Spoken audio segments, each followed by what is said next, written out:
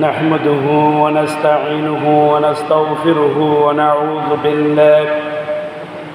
ونعوذ بالله من شرور أنفسنا ومن سيئات أعمالنا من يهد الله فلا مضل له ومن يضلل فلا هادي له ونشهد أن لا إله إلا الله وحده لا شريك له ونشهد أن سيدنا وحبيبنا ومولانا محمدا عبده ورسوله الذي أرسله بالحق بشيرا ونذيرا وداعيا إلى الله بإذنه وسراجا منيرا وقد قال الله تعالى في كلامه المجيد والفرقان الحميد أعوذ بالله من الشيطان الرجيم بسم الله الرحمن الرحيم إن الله وملائكته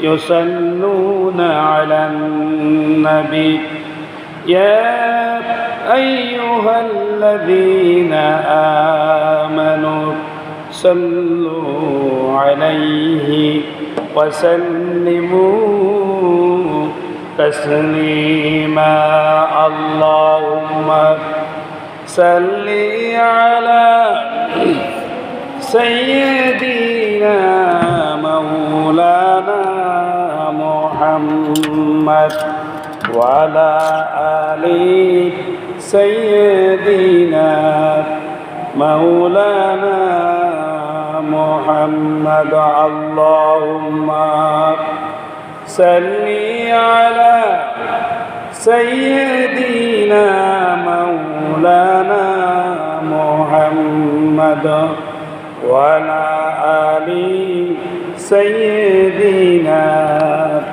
مولانا محمد صلاة يا رسول الله عليكم سلام يا حبيب الله عليكم هو الذي ترجى شفاعته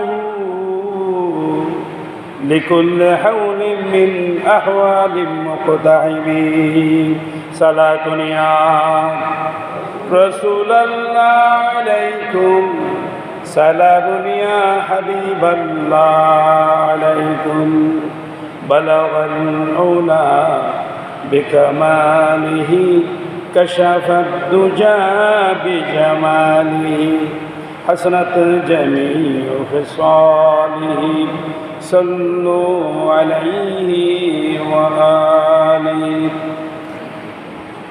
তরুণ তরুণী ময়ূর ময়ূরী গাহে শুধু খোদার গুণগান আরো গাহে নবীজির শানে সাল্লু আলাইহি ওয়া আলিহি বালাগাল উলা বিকামালিহি কাশাফাদ দুজা বিজামালিহি حسنت جميع خصاله صلوا عليه وآله إن نلت يا ريح السباب من يوم إلى الأرض الحرم بلغ سلامي روزة فيها النبي المحترم بلغ الأولى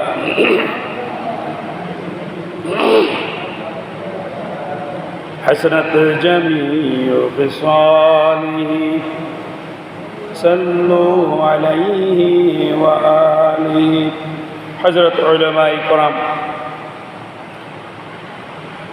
আমার প্রাণপ্রিয় মুসল্লি ইজাম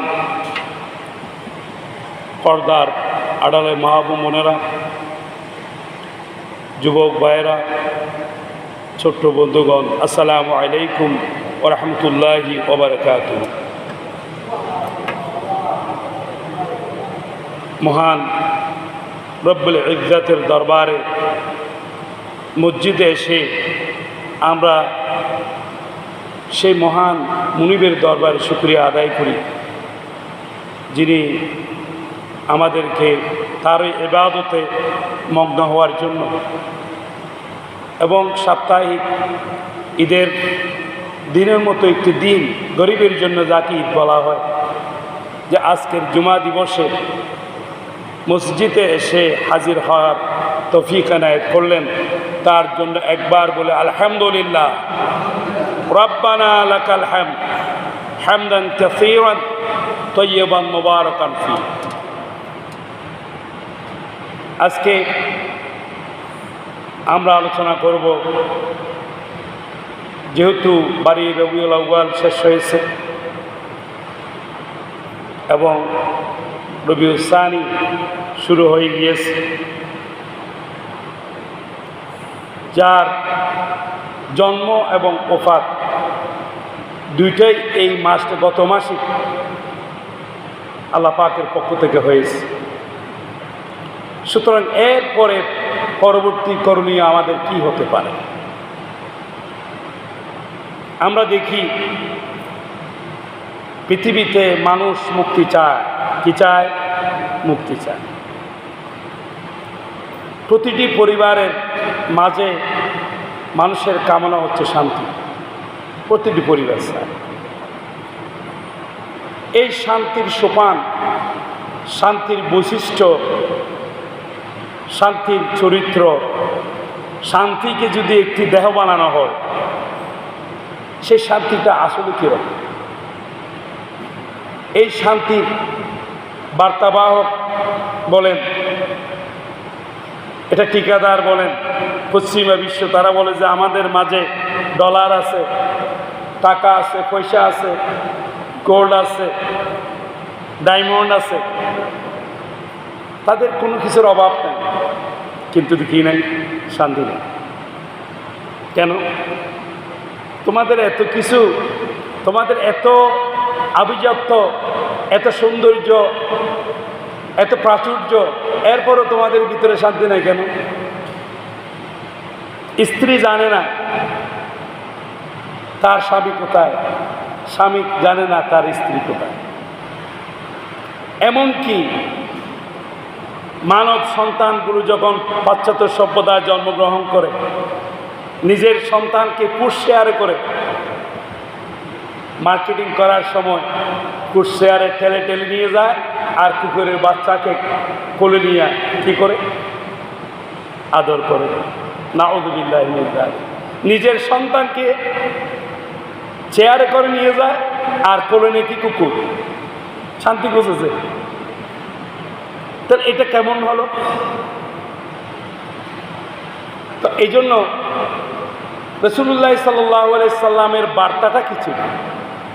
শান্তির অবয়বটা কি? পৃথিবীর সমস্ত মানুষরা যদি একযোগে যদি শান্তি শান্তি করে জিকির করে, জিকিরের আওয়াজ তোলে, কিন্তু সেখানে কোনো প্রকার শান্তি খুঁজে পাওয়া যাবে না। শান্তি হচ্ছে একমাত্র দিন ইসলাম।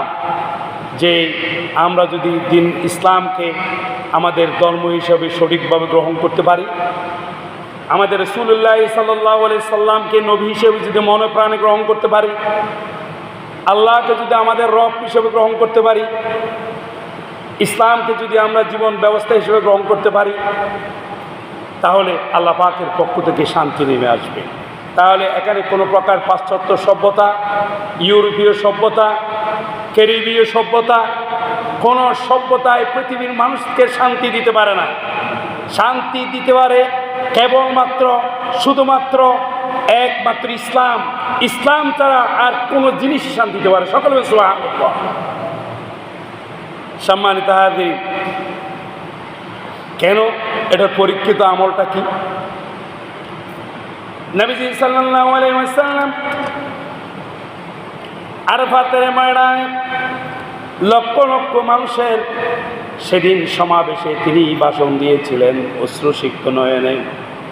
এদিকে ভাষণ দেন আর চোখ থেকে অশ্রু ঝরে পড়ে নবীজি সাল্লাল্লাহু আলাইহি সাল্লামের মুখ থেকে তখন সরল একটি এভাবে আল ইয়াউমা আকমালতু লাকুম দীনাকুম ওয়া আতমামতু আলাইকুম নি'মাতি ওয়া রাদিতু লাকুমুল ইসলাম দীনা। স্পষ্ট স্পষ্ট আয়াত। আল্লাহ রাব্বুল আলামিনের পক্ষ থেকে ঘোষণা হলো। আল্লাহর নবী যখন আকাশের দিকে তাকাইয়া বলেন, তিনি যখন বলেন, ওহে সমবেতের মানুষেরা, আমার সাহাবীরা, সাক্ষী থাকো, আমি কি ইসলাম প্রচার করতে পেরেছি? দিন ইসলামের বাণী কি আমি প্রতিটি ঘরে ঘরে পৌঁছে দিতে পেরেছি কি? তোমাদের কানে পৌঁছতে পেরেছি কি? তখন এক স্বরে সমস্বরে বললেন, ক্বালু বালা। তারা কি বললেন? হ্যাঁ পেরেছেন ইয়া রাসূলুল্লাহ। শান্তিটা বুঝাচ্ছি, হ্যাঁ পেরেছেন। আল্লাহ নবী, মহান আল্লাহ রাব্বুল আলামিন নবীজির উপরে সন্তুষ্ট হয়ে গেলেন। তখনই তিনি বললেন, আজকে তাকে আমি ইসলামকে পরিপূর্ণ করে দিলাম। সুবহানাল্লাহ। এই ধর্মের ভিতরে কোনো প্রকার অপূর্ণতা নেই। এখানে কোনো প্রকার মাইনাস নেই, প্লাস। আমি গোল্ডেন এ প্লাস করে দিয়েছি। এই ধর্মের উপর কোনো ধর্ম নাই, এই জীবন ব্যবস্থার উপর কোনো ব্যবস্থা নেই, আর বাকি হলো কিচ্ছুই না। কে বলেছেন? আল্লাহ বলেছেন। কে বলেছেন? আকমালতু লাকুম দীনাকুম ওয়া আতমামতু আলাইকুম নি'মাতি। আরও কি বলেছেন? ওই পৃথিবীর মানুষরা, তোমাদের জন্য আমার নিয়ামত সমূহ পরিপূর্ণ করবে। সকল বলেন সুবহানাল্লাহ। নিয়ামত কি? এর আগেও আলোচনা করেছি যে বিজ্ঞানময় কোরআন। আজ আমরা বিজ্ঞানের সময়ে বসবাস করি, বিজ্ঞানের উপর আমরা বসে আছি, এক অলৌকিক পৃথিবীতে আমরা বসে আছি। এটা কার অবদান? এটা কি কোনো ইহুদি খ্রিস্টান আবিষ্কার করেছে? করেনি। আতমামতু আলাইকুম নি'মাতি, আমি তোমাদের নিয়ামত সমূহ পরিপূর্ণ করে দিলাম। এগুলো তো নিয়ামত। আমরা মনে করি ইবনে সিনা, ইবনে বাতুতা,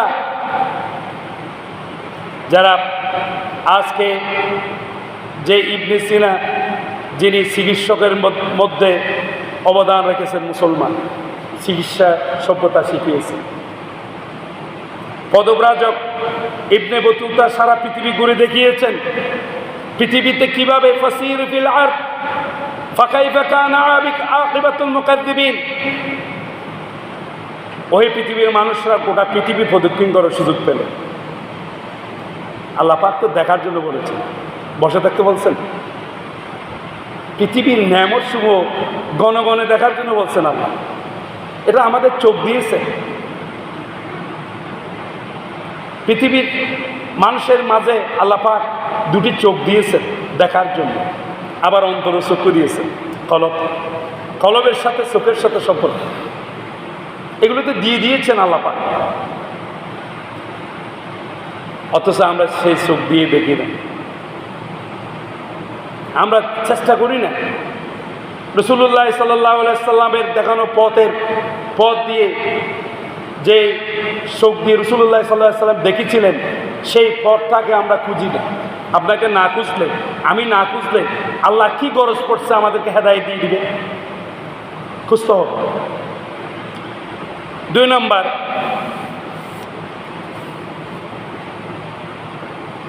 রাসূলুল্লাহ সাল্লাল্লাহু আলাইহি সাল্লাম আল্লাহ পাক দেখিয়ে দিয়েছেন একজন এতিম নবীকে পৃথিবীর শ্রেষ্ঠত্ব কীভাবে দান করে।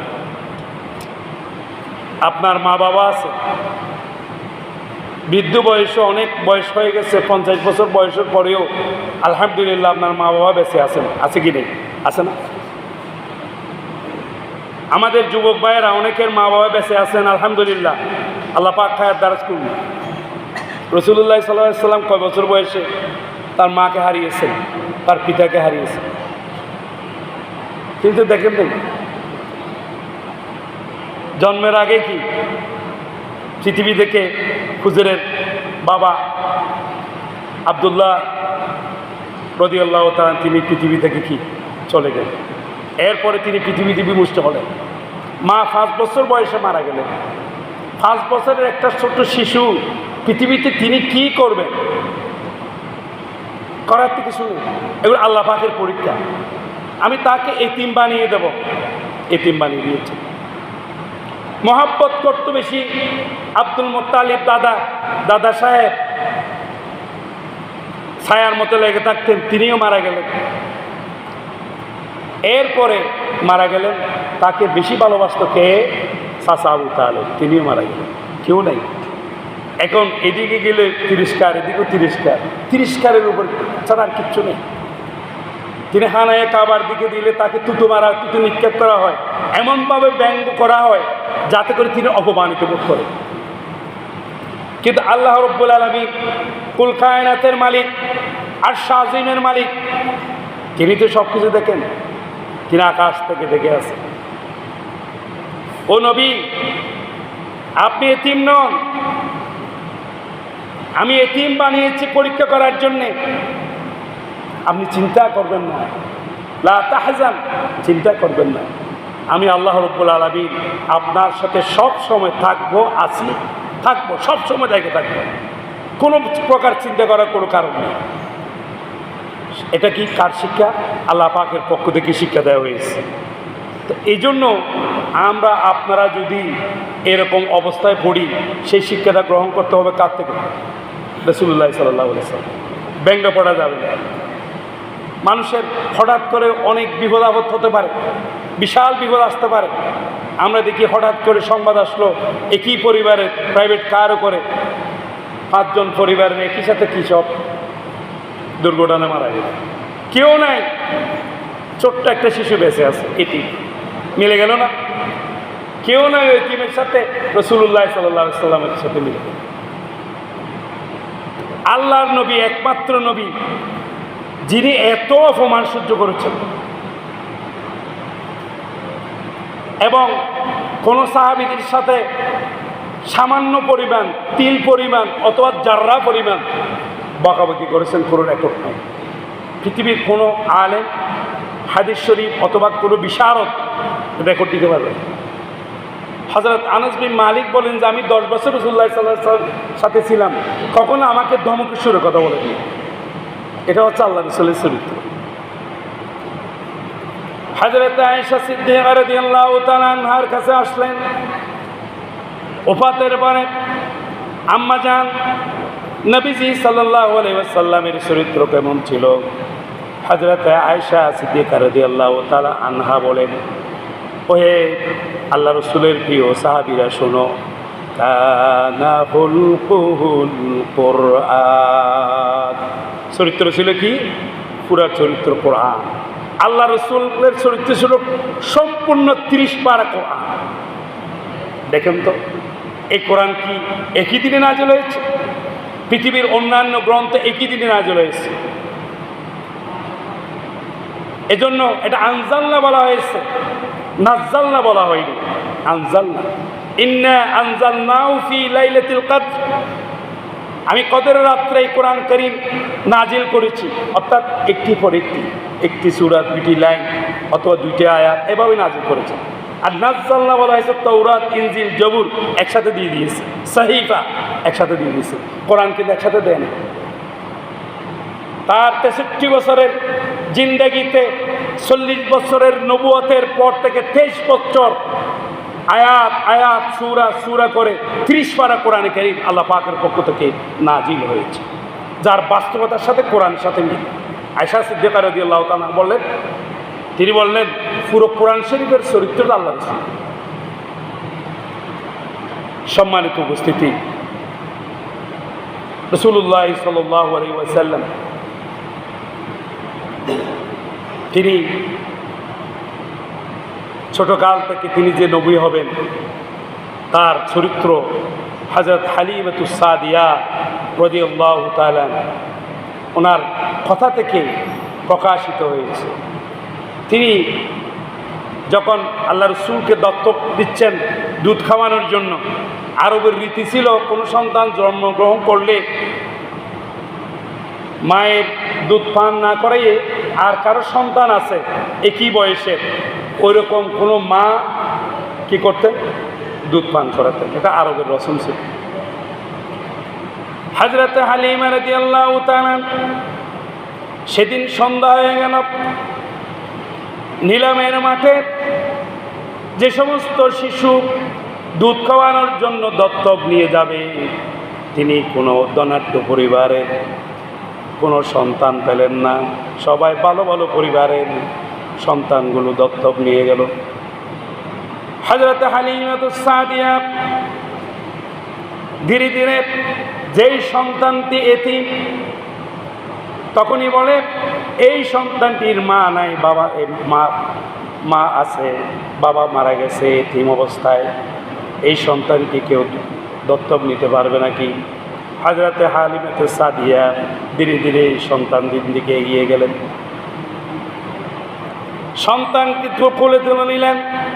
হাদিস শরীফে এসেছে, সন্তানটিকে যখন কোলে নিলেন ওই সময় মনে হলো হযরত হালিমাতুস সাদিয়ার কোলের ভিতরে পূর্ণিমার চাঁদ যেন নেমে আসলো। সকলে বলে সুবহানাল্লাহ।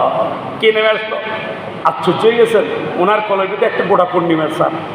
কেউ দেখে না, হযরত হালিমা রাদিয়াল্লাহু তাআলা আনহা দেখে, কেউ দেখে না। যখনই তাকে দুধ পান করার জন্য নিলেন, যেই দুধে ভালো করে দুগ্ধ পান করার সুযোগ ছিল না, তখন আল্লাহর পক্ষ থেকে দুগ্ধ সৃষ্টি করা হয়েছে। যখনই তার বাড়িতে নেওয়া হলো, খেজুর গাছের মরা খেজুর গাছে, সেখানে কি খেজুর ফলন হচ্ছে। যে ছাগল দুধ দিচ্ছে না, খাওয়ার অভাবে সব কিছু পরিবর্তন হয়ে যাচ্ছে, তখন হযরত হালিমাতুস সাদিয়া রাদিয়াল্লাহু তাআলা আনহা বললেন, ইনি হলেন নিশ্চয় একজন সৌভাগ্যবান সন্তান। সুবহানাল্লাহ। তার তখন তো নবুয়ত ছিল না, সৌভাগ্যবান সন্তান হিসেবে তাকে চিহ্নিত করলেন। আল্লাহ রাসূল কি এই হালিমাতুস সাদিয়াকে বলেছেন? কখনো ভুলে গিয়েছিলেন? ভুলে যান নাই। নিজের চাদর বিছিয়ে দিয়ে হযরত হালিমাতুস সাদিয়ার ইজ্জত তিনি দিয়েছিলেন সাহাবীদের সামনে, নিজের চাদর খুলে বিছিয়ে দিলেন। ইয়া রাসূলুল্লাহ, উনি কে? উনি হচ্ছেন আমার দুদুমা হালিমাতুস সাদিয়া রাদিয়াল্লাহু তাআলা। মায়ের মর্যাদা দিয়েছেন ইসলাম, মায়ের মর্যাদা দিয়েছেন, পিতার মর্যাদা দিয়েছেন, মানুষের মর্যাদা দিয়েছেন। সামাজিক মর্যাদার ইতিহাস ইসলামের ভিতরে আছে, অন্য কোনো ধর্ম এটা নেই। এজন্য ইসলামে এক একটি বাণী বুঝতে হবে। চরিত্র গঠনের হাতিয়ার এই কোরআনে কারীম আমাদেরকে পড়তে হবে। সম্মানিত উপস্থিতি এবং আমার মুসল্লি কেরাম, আল্লাহ রাসূল সাল্লাল্লাহু আলাইহি ওয়াসাল্লাম যার ইজ্জত আবরু এত উচ্চমান ছিল যে সাহাবীরা বড় কণ্ঠে তার সামনে কখনো কথা বলতো না। একদিন হট্টগোল হয়ে গেল। এরকম মসজিদের নববীতে যখন আল্লাহ রাসূল আগমন করলেন, তখন কিছু সাহাবীদের আওয়াজ রাসূলের সাউত উচ্চারণ শব্দের চেয়ে বেশি বড় হয়ে গেল। আল্লাহ রাব্বুল আলামিন মনে মনে গোসা হয়ে গেল। রাসূলের সাল্লাল্লাহু আলাইহি ওয়াসাল্লাম চোখ বন্ধ করে দিলেন। আল্লাহ রাসূল চিন্তা করলেন, আমার সাহাবীদের আওয়াজ এত হট্টগোল কেন? তখন আসমান থেকে ওহী নাজিল হয়ে গেল, ইয়া আইয়ুহাল্লাযীনা আমানু লা তারফাউ আসওয়াতাকুম ফাওকা সাওতিন নবী। ওহে ঈমানদাররা, তোমাদের আওয়াজ যেন নবীজি সাল্লাল্লাহু আলাইহি সাল্লামের আওয়াজের উপর যেন বড় না হয়, আমি সতর্ক করলাম। আর যদি হয় আনতাহবাতা আমালাকুম, তোমাদের সমস্ত আমলগুলো কি হয়ে যাবে? নষ্ট হয়ে যাবে। সাহাবীদের কান্নার রোল পড়ে গেল। আমার কোনো আওয়াজ বড় হয়ে গেছে নাকি? উমর রাদিয়াল্লাহু তাআলা বললেন, আমার আওয়াজ এমনি বড়, আমার আওয়াজ বড় হয়ে গেল নাকি? একজনের সাথে আরেকজনের পিছপিছানি হয়ে গেল। এমন সময়ে কোরআনে কারীমের আয়াত নাজিল হয়, সকলে বলে সুবহানাল্লাহ। মর্যাদা তো আল্লাহর নবীর মর্যাদা সাহাবীদের মাঝে কীরকম ছিল, কত সুন্দর আদব, কত সুন্দর আখলাক নবীজি সাল্লাল্লাহু আলাইহি সাল্লামের এই চরিত্র ছিল। সুতরাং আমরা নবীজির শানে দরুদ শরীফ পড়ব, নামাজের শেষে নিজে বসে নবীজির শানে যার যেরকম দরুদ শরীফ অনেক রকম আছে, সর্বনিম্ন ছোট্ট দরুদ শরীফ কোনটা? সাল্লাল্লাহু আলাইহি ওয়াসাল্লাম, এটা পড়লে হয়ে যায় সাল্লাল্লাহু আলাইহি ওয়াসাল্লাম। আর আমরা তো হামেশা পড়ি, এগুলো পড়তে হবে। তার চেয়ে বরং নবীজি সাল্লাল্লাহু আলাইহি সাল্লামের আমলগুলো ধরে ধরে আমাদেরকে করতে হবে। মিসওয়াক, এটা আমরা মনে করি যে অনেক সময় মিসওয়াক করলে আপনার অনেক উপকার। এই যে মুখের দুর্গন্ধ কী হয়েছে, এগুলো ডাক্তারি ভাষা বলতেছে, কোরআন হাদিসের তো আছেই, ডাক্তারি ভাষা মুখের দুর্গন্ধ নষ্ট হয়ে যায়, হয় না, এবং দাঁতে পোকা ধরে না, দাঁতগুলো অক্ষত থাকবে, জগজগ থাকবে, মিসওয়াক করবে। তারপরে ডিলা খুলুক, এখন এগুলো নেই, টিস্যু ইউজ করা, আমি কিন্তু এগুলো বলি, তাহারাত অর্জন করা। সুতরাং নবীজি সাল্লাল্লাহু আলাইহি সাল্লামের মন আমাদের কাঁদতে হবে। আল্লাহ রসুলকে এখান থেকে আমাদেরকে আল্লাহ রসুলের আদর্শ করতে করতে যেন আমরা রসুলুল্লাহ সাল্লাল্লাহু আলাইহি সাল্লামকে দেখতে পাই, সেই চরিত্র আমাদের মাঝে চলে আসতে হবে।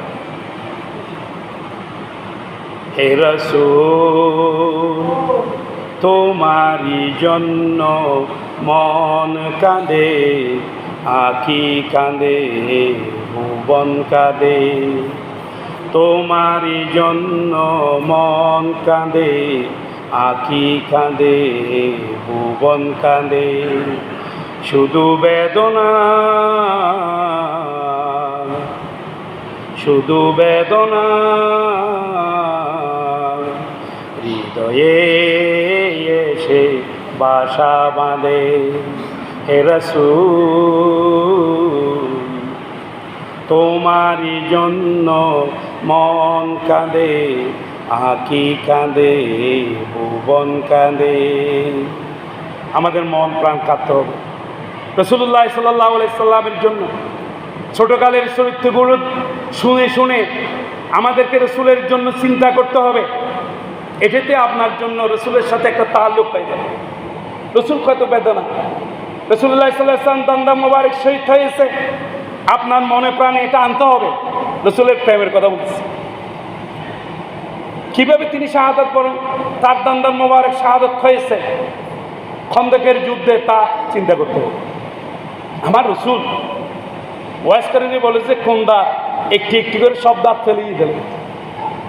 আল্লাহ রসুল জুব্বা করে দিলেন, আল্লাহ রসুল জুব্বা করে দিলেন, উমর রাদিয়াল্লাহু তাআলা এভাবে জুব্বা করে দিয়ে দিলেন। উমর, হতে পারে তুমি একটা লোককে পাবা করণ প্রদেশের ওয়াজ করেনি, ওকে জিব্বাটা দিয়ে দিও, আর কি বলবে, আমার উম্মতে মুহাম্মদের জন্য দোয়া করতে বলে। সকলে সুবহানাল্লাহ। একজন তাবিঈন, সামান্যের জন্য তিনি সাহাবী হতে পারেন না। মা বলে যে তুমি রাসূলুল্লাহ সাল্লাল্লাহু আলাইহি সাল্লামকে দেখতে যাও, যদি না দেখো, প্রথমবার দেখার সুযোগ না হয় চলে আসি। তিনি চলে গিয়েছেন সামান্য সময়ের জন্য, কি আসরের সময় দেখতে পান রাসূলুল্লাহ সাল্লাল্লাহু আলাইহি সাল্লাম বের হয়েছেন, উনি আসছেন ওয়াজকারী রহমতুল্লাহ আলাইহি, এক ফলকে তিনি দেখার সুযোগ করে তিনি চলে গেছেন মায়ের আদেশ। দেখছেন কোথায় কোনটার সাথে সম্পর্ক যুক্ত, এগুলো আমাদের সবসময় মনে রাখতে হবে। আমরা যেন আমাদের বাচ্চা ছেলে মেয়ে যারা আছে, আমার যুবক ভাইয়েরা, বন্ধুগণ যারা আছে, এগুলো এখন থেকে রাসূলুল্লাহ সাল্লাল্লাহু আলাইহি সাল্লামের প্রেমটা শিখতে হবে। এখন আমরা ওয়াজ করি, আমরা ওয়াজ করি যে রসুলের প্রেমের ওয়াজ করি তো, কিন্তু রাসূলুল্লাহ সাল্লাল্লাহু আলাইহি সাল্লাম ভালোবাসা, তার স্বরূপটা কী, আপনি ভাতটা কীভাবে খাবেন, হাত না থাকলে কী দেখাবে, চামচ দিয়ে খাইবে, চামচ তো ধরতে পারতেছে না, কোথায় কী দিয়ে খাবে, বা আরেকজনে খাওয়াই দিবে। একটা স্বরূপ আছে, একটা বডি আছে, ভালোবাসার একটা কি আছে, বডি আছে। এটা কীরকম, রাসূলুল্লাহ সাল্লাল্লাহু আলাইহি সাল্লাম ছোটকাল থেকে কী বেদনার তার মধ্যখানে গিয়েছিল, তিনি কীরকম পরিস্থিতির শিকার হয়েছিলেন ছোটকাল থেকে।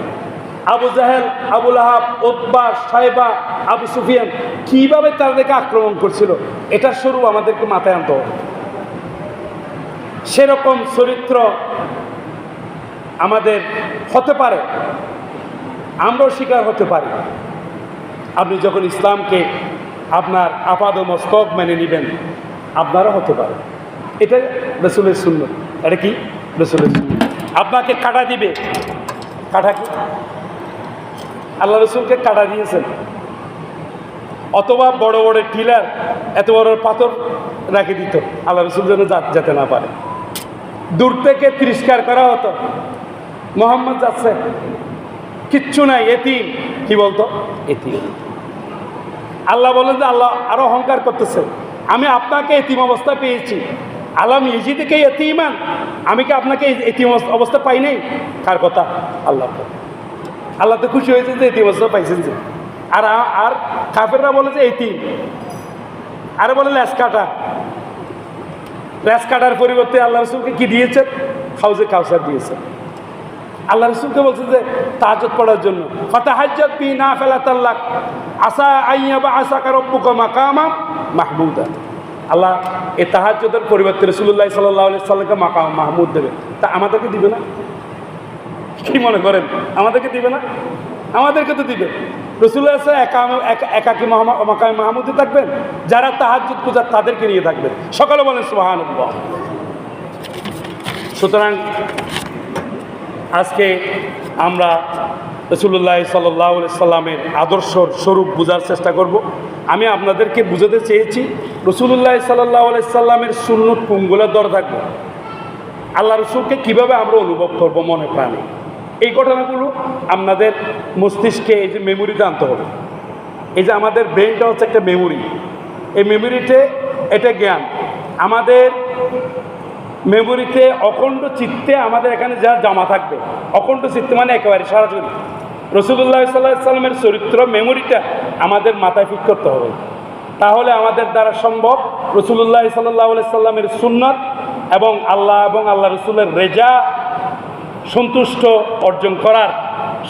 অর্জন করার জন্য আমাদের দ্বারা সম্ভব। আল্লাহ আমাদেরকে তৌফিক দান করবেন। ওয়া আখিরু দাওয়ানা আলহামদুলিল্লাহি রাব্বিল আলামিন। আসসালামু আলাইকুম ওয়া রাহমাতুল্লাহি ওয়া বারাকাতুহু। 4 রাকাত